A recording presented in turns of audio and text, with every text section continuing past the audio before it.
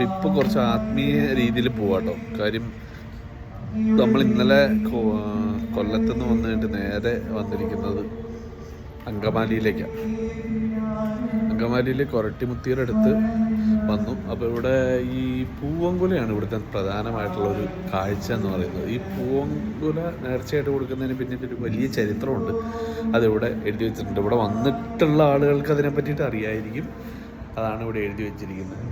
ഒരു ഭക്തൻ, സാധാ രീതിയിലുള്ളൊരു ഭക്തൻ പൂവങ്കുല നേർച്ചയായിട്ട് ഇങ്ങോട്ട് കൊണ്ടുപോകുന്ന സമയത്ത് ഒരു ധനാഢ്യൻ അതിൽ നിന്ന് നിർബന്ധമായും പൂവൻ പഴം എടുത്ത് കഴിക്കുകയും തൽഫലമായി അയാൾക്ക് വയറുവേദന അനുഭവപ്പെടുകയും ആരെക്കൊണ്ട് ചികിത്സിപ്പിച്ചിട്ട് അത് മാറിയില്ലെന്നാണ് പറയുന്നത്.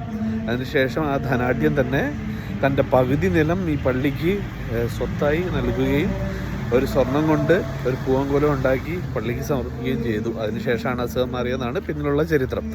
അപ്പോൾ നല്ല വെയിലുള്ള സമയമാണ്, നല്ല ചൂടുമുണ്ട്. അപ്പോൾ ഇനി നമുക്ക് കാഴ്ചകൾ കണ്ട് കോഴിക്കോട്ടേക്ക് പോകാം.